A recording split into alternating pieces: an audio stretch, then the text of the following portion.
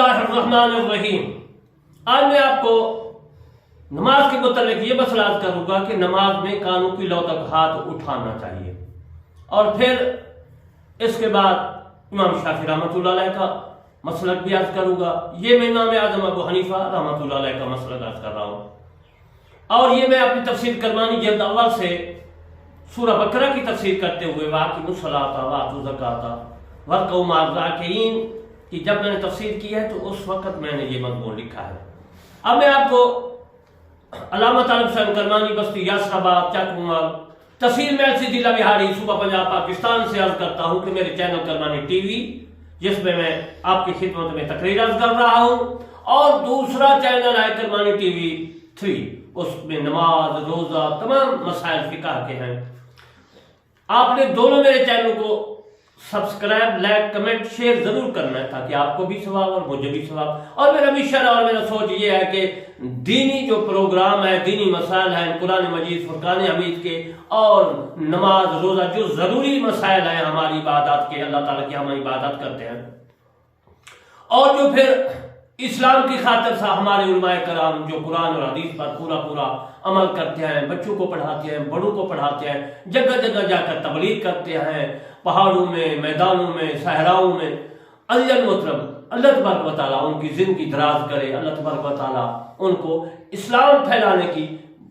ज़्यादा से ज़्यादा तौफीक दे। और मेरा मिशन भी यही है कि घर बैठे आपको कुरान मजीद, फुरकान हमीद की तालीम दूँ, और घर बैठे आपको जो है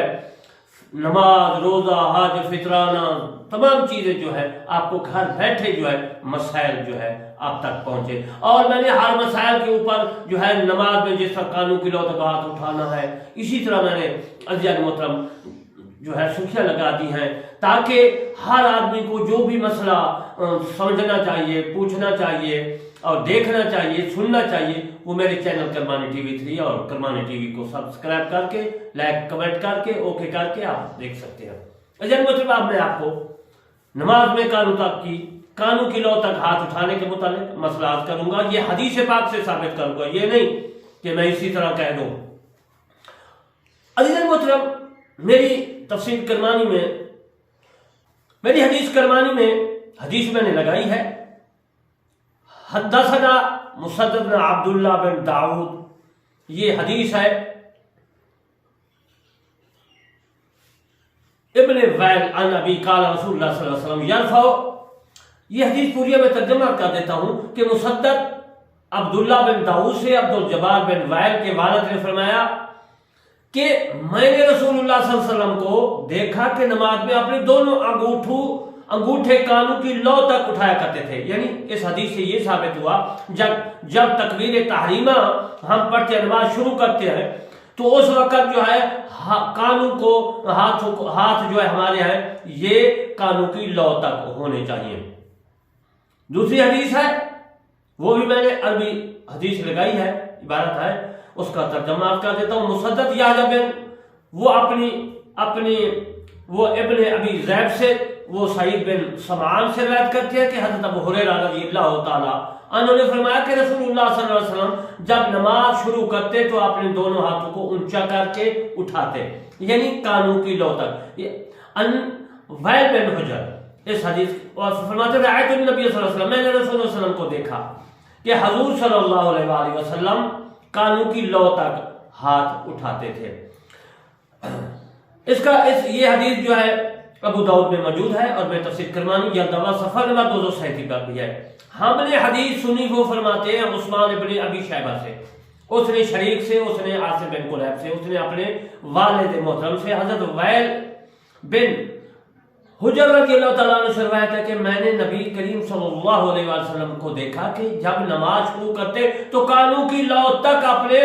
दोनों हाथ उठाते। उनका बयान है कि फिर मैं हाजिर खिदमत हुआ तो मैं उन लोगों को देखा कि वो नमाज शुरू करते वक्त अपने हाथ सीनों तक उठाते और उनके ऊपर जुब्बे और कंबल वगैरह होते थे। वैल बिन हुज्जर रज़ियल्लाहु ताला अन्हु अपनी हदीस में खबर देते हैं कि कंधों तक हाथ उठाने की वजह यह थी कि लोग मौसम सरमा का लिबास पहनते होते थे, और जब मौसम सरमा का लिबास नहीं पहनते थे तो दोनों हाथ दोनों कानों तक उठाते थे, यानी कानों की लौ तक उठाते थे। یہ بھی آپ کو سمجھ آئے سردیوں کے موسم میں اور گرمیوں کے موسم میں آپ کو اس کا جو ہے معلوم ہو گیا، علم ہو گیا۔ حضرت امام اعظم ابو حنیفہ اور حضرت امام ابو یوسف رحمۃ اللہ علیہ اور امام حضرت محمد بن حسن رحمۃ اللہ علیہ کا قول یہی ہے۔ یہ مسئلہ طحاوی نے بھی لکھا ہے اور طحاوی میں کتاب الصلاۃ میں موجود ہے۔ اور میرے دوستو کہ فرماتے ہیں کہ سردیوں میں اوپر کمبل وغیرہ جبے تھے اور گرمیوں میں صاف ظاہر نظر آتے تھے، اس لیے کہ لوگوں کو جو ہے مغالطہ ہوا کہ کندھے تک جو ہے ہاتھ اٹھاتے تھے۔ طحاوی نے ایک اور حدیث لکھی ہے، حدثنی ابو الحسین محمد بن عبداللہ، حدیث پوری مکمل ہے میری تفسیر کرمانی میں طحاوی کی، اس میں ترجمہ کر دیتا ہوں۔ حدیث بیان کی مجھ سے ابو الحسین محمد بن عبداللہ بن مخلد الاصبہانی نے کہا کہ حدیث بیان کی ہم سے حشام بن عمار نے، کہ حدیث بیان کی ہم سے اسماعیل بن عیاش نے، کہا کہ حدیث بیان کی کہ ہم سے عتبہ بن ابی حکیم نے۔ وہ روایت کرتے ہیں کہ عیسیٰ بن عبد الرحمن ادوی سے، وہ عباس بن سہل سے، وہ ابو حمید سعدی رضی اللہ تعالی عنہ سے، کہ وہ اصحاب رسول اللہ صلی اللہ علیہ وسلم سے فرماتے ہیں کہ آپ لوگوں کی نسبت رسول اللہ صلی اللہ علیہ وآلہ وسلم کی نماز سے زیادہ واقف ہوں۔ وہ فرماتے ہیں کہ میں زیادہ جانتا ہوں۔ جب آپ نماز کے لیے کھڑے ہوتے تو تکبیر کہتے اور منہ کے برابر دونوں ہاتھ اٹھاتے، یعنی کانوں کی لو تک دونوں ہاتھ انگوٹھے جو تھے۔ اس کے بعد دوسری حدیث ہے، ابو داؤد شریف میں ہے، اس کا ترجمہ میں یاد کر دیتا ہوں۔ ان قتادہ ان نصر بن، وہ فرماتے ہیں کہ نصر بن عاصم سے روایت ہے کہ حضرت مالک بن حویرث رضی اللہ تعالیٰ عنہ نے فرمایا میں نے نبی کریم صلی اللہ علیہ وآلہ وسلم کو دونوں ہاتھ اٹھاتے دیکھا جب کہ تکبیر تحریمہ کہتے اور جب رکوع کرتے اور جب رکوع سے سر اٹھاتے تھے، یہاں تک کہ وہ کانوں کی لو تک پہنچ جاتے۔ تو اس میں یہ ثابت کر رہا ہوں کہ تکبیر تحریمہ جب ہم اللہ اکبر کہتے ہیں دونوں ہاتھ اٹھاتے ہیں تو وہ کانوں کی لو تک اٹھانے چاہیے۔ یہ امام اعظم ابو حنیفہ رحمۃ اللہ علیہ کے نزدیک ہے۔ برا بن عازب سے فرمایا کہ رسول اللہ صلی اللہ علیہ وسلم جب تکبیر تحریمہ کہتے تو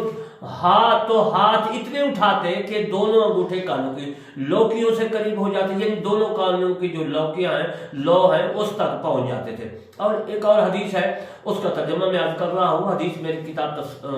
طحاوی کی جو ہے وہ تفسیر میں موجود ہے۔ حدیث بیان کی ہم سے ابو بکر نے کہا، حدیث بیان کی ہم سے جو ہے